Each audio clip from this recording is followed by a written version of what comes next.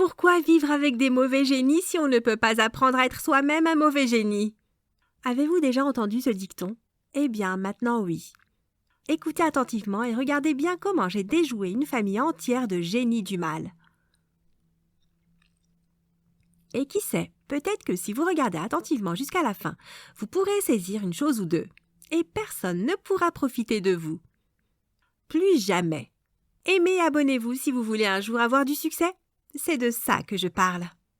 Quand mes parents m'ont invité en ville et m'ont inscrit dans l'université la plus prestigieuse qui soit, je savais que ma vie allait prendre un tournant. Mais je ne m'attendais pas à ce que ce soit le cas. En grandissant, j'ai toujours été extrêmement reconnaissante. Qui aurait cru que Miss Janet, la fille la plus espiègle de tout l'orphelinat, serait un jour adoptée?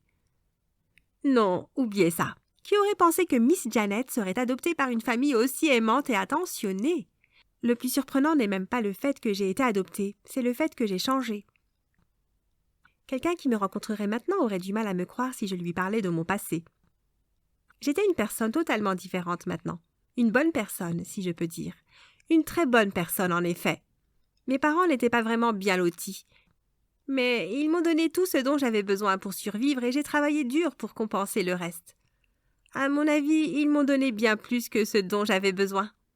Mais je voulais m'assurer que notre petite cabane de village était toujours en parfait état lorsqu'ils viendraient à la fin de l'année. Alors j'ai travaillé dur pour gagner de l'argent et rendre l'endroit confortable pour eux. J'ai grandi seule parce que mes parents étaient toujours partis pour travailler dur et s'assurer que j'allais bien. Du moins, c'est ce que je pensais jusqu'à récemment. Tu laisses des miettes de pain partout. Anna, une des servantes, a dit. Oui, tu mets le bazar dans la cuisine. J'ai rigolé. Que disait exactement notre femme de chambre? J'étais amie avec la plupart du personnel du manoir. À part le fait que mes parents et mes frères n'étaient presque jamais là, ce qui me laissait seule, je voulais juste toujours savoir ce qui se passait dans notre maison. Et le personnel de maison est toujours le meilleur pour les commérages. Mais pourquoi une femme de ménage pensait-elle pouvoir se plaindre de la façon dont je mangeais, alors que la seule raison pour laquelle elle était employée était qu'elle pouvait nettoyer après moi? J'ai ri à nouveau. Elle a peut-être fait une erreur. Tu es sourde ou quoi? Oh non, attends. Ah! Oui, tu as complètement perdu la tête, tu es devenue complètement folle. Je viens de te dire que tu laissais des miettes de pain sur la table et le sol pendant que tu mangeais, et qu'au lieu de les nettoyer immédiatement, tu t'es contenté de rire et de continuer à manger. Que diable se passe-t-il? Je ne voulais pas être impolie. Je ne voulais pas utiliser mon privilège ni faire quoi que ce soit d'inhabituel. Alors j'ai ignoré son commentaire grossier et j'ai continué à manger le morceau de pain que j'avais choisi. Tu vas juste m'ignorer? Attendez une minute. Pourquoi personne ne l'a arrêté? Était-ce la même façon dont il traitait mes frères? Anna, tu es vraiment impolie en ce moment. Et même si j'ai essayé de ne pas réagir à ce comportement insultant, je commence à m'énerver et à perdre mon calme. Avant que je n'ai pu terminer ma phrase, Anna s'est jetée sur moi, et j'ai ressenti une fois de plus une douleur que je n'avais jamais ressentie qu'à l'orphelinat. Anna m'a giflé. Cette femme de chambre m'a vraiment giflé. Je l'ai regardée avec de grands yeux et une bouche ouverte alors qu'elle souriait victorieusement. La prochaine fois, écoute. Personne n'a même essayé de l'arrêter. Un silence a soudainement envahi la pièce et tout le monde s'est mis à frissonner. J'ai levé les yeux et essayé de parler, mais quelle absurdité absolue! Pour qui vous prenez-vous, femme de chambre? Et vous tous? Vous êtes tous restés là pendant que Janet se faisait insulter? Arrêtez tout ce que vous faites maintenant et partez! Chacun d'entre vous est viré. Et Anna! Mon père a appelé alors qu'elle commençait à quitter la cuisine en larmes. C'est le dernier travail décent que tu n'auras jamais. Je vais m'en assurer. Je me suis tournée pour remercier mon père, mais il était parti, juste comme ça. Après l'incident, le personnel du manoir a commencé à m'éviter. J'ai essayé de leur parler, mais tout le monde passait devant moi si vite que j'ai commencé à soupçonner qu'ils avaient tous reçu des super-pouvoirs. Finalement, un jour, j'ai coincé Sam, le fils d'un portier, dans le couloir. « Pourquoi avez-vous si peur de moi? Je devrais te demander pourquoi tu es si effrayante. Tu n'es rien, tu n'es personne. Pourtant, notre maître a viré toute l'équipe de cuisine pour toi. » Il a fait une pause. « S'il te plaît, je suis désolée, je ne voulais pas que ça sonne comme ça, mais s'il te plaît, pardonne-moi. Ne me fais pas virer, s'il te plaît. »« Pourquoi voudrais-je te faire virer ?» j'ai demandé inquiète. « Merci beaucoup. » Il a continué à me remercier en s'enfuyant et en m'évitant encore plus après cette rencontre. Pourquoi le personnel du manoir avait-il l'impression que je n'étais rien et personne? Est-ce pour cela qu'ils m'ont accepté de bonne grâce quand j'ai essayé d'en faire mes amis? Comment se fait-il que personne ne savait que j'étais le dernier enfant de la famille Blessing? Il y avait quelque chose de vraiment étrange dans ma maison. J'allais découvrir ce que c'était. J'ai essayé de poser des questions à l'école, mais les gens m'évitaient comme si j'avais la peste. Mes frères se sont comportés comme s'ils ne me connaissaient pas, et ils ont été facilement acceptés par tous les autres élèves de l'école. Alors pourquoi c'était différent pour moi? Je comprenais que l'université était occupée par une majorité d'hommes, mais même les quelques femmes de l'école ne voulaient pas s'associer à moi. Je suppose que c'est parce qu'ils savaient que je n'étais pas un milliardaire comme eux. Mais ça fait mal. Ça fait très mal. Comment allais-je savoir ce qui se passait dans ma famille si tout le monde refusait de me parler? Mais ce n'était pas fini pour moi. J'avais un dernier recours. Le profond et sombre web.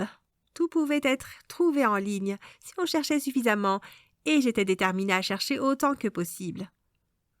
Au cours de mes recherches, j'ai remarqué que je devais payer pour certaines applications afin d'avoir accès à davantage de fonctionnalités.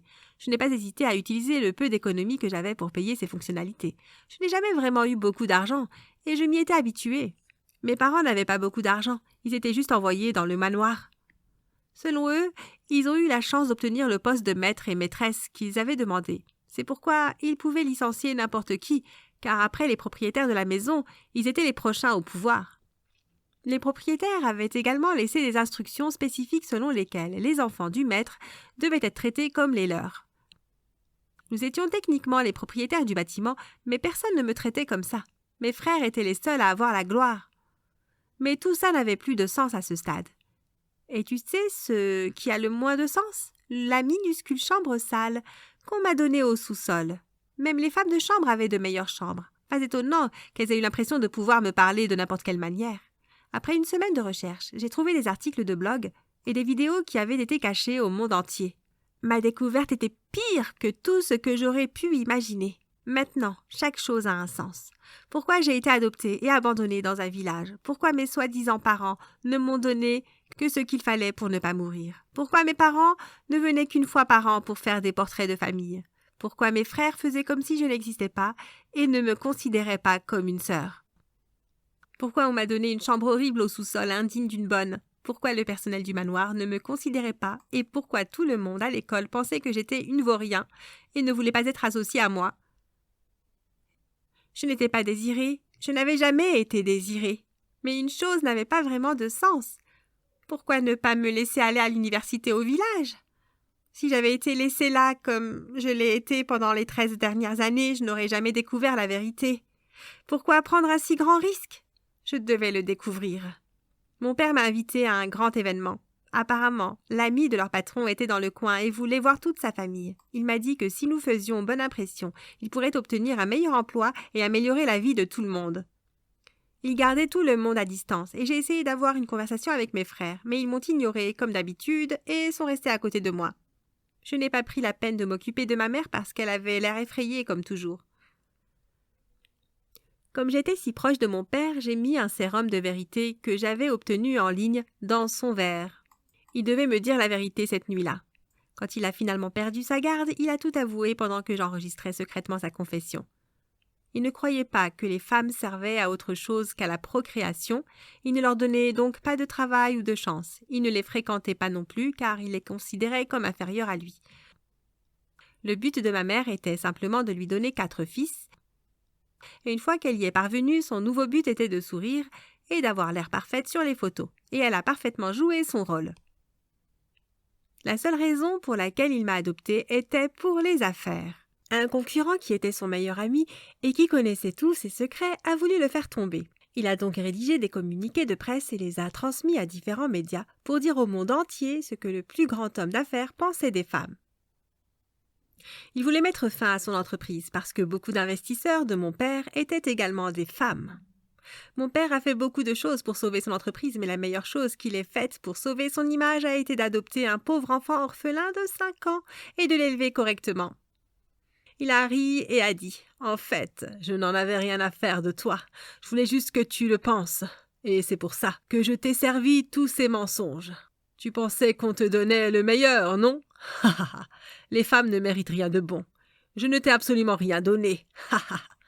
Je savais déjà tout cela grâce à l'article, mais l'entendre de la bouche de mon propre père, un homme que j'ai aimé et adoré pendant plus de 10 ans, m'a vraiment brisé le cœur. Mais pourquoi m'avoir amené en ville? Je n'aurais jamais rien découvert si tu m'avais juste laissé au village, tu sais. Il sourit. Un autre concurrent essayait de donner une mauvaise réputation à mon école, car je n'admets presque jamais de femmes. Il se demandait pourquoi ma propre fille n'allait pas aller dans ma propre école. Ta propre école? L'université est la tienne? Comment ai-je pu ne pas voir ça en ligne? Ouais, c'est ça. Et tant d'autres structures aussi. Pour faire taire les rumeurs, devine ce que j'ai fait. Tu m'as fait venir à l'école. Exactement. Papa? Oui? N'as-tu jamais aimé ou pris soin de moi juste un peu? Non, tu étais uniquement là pour le travail.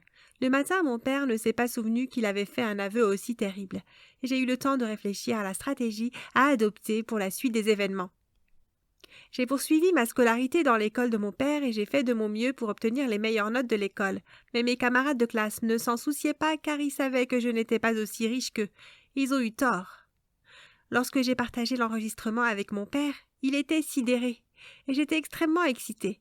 J'ai insisté pour qu'il m'envoie une allocation mensuelle qui s'élevait à des milliards, bien qu'il ait insisté sur le fait que faire cela tous les mois pendant plus d'1 an le mettrait en faillite. Désemparé et confus, il a envoyé des kidnappeurs vers moi. Mais le chef s'est avéré être un type que j'avais l'habitude d'aider quand j'étais au village. Nous nous sommes embrassés et avons rattrapé le temps perdu. Puis nous avons eu une discussion civile avec mon père sur son comportement. Il n'a plus rien tenté après ça. J'ai économisé chaque centime et l'ai investi tout en travaillant pour gagner l'argent que je dépensais et en vivant dans ma propre maison. La chance m'a souri et mes investissements se sont transformés en or, doublant et triplant les intérêts de 200% et plus. J'ai sauvé l'entreprise en la rachetant pour quelques centimes avant qu'elle ne tombe en ruine. Puis j'ai licencié ma famille de l'entreprise et me suis séparée d'elle également. J'ai tout changé dans l'entreprise et j'ai commencé une nouvelle ère. Pourquoi vivre avec des mauvais génies si on ne peut pas apprendre à être soi-même un mauvais génie? Je ne déteste pas ma famille, non, pas du tout. En fait, je les aime et les apprécie parce qu'ils ont fait de moi ce que je suis aujourd'hui. Un génie du mal.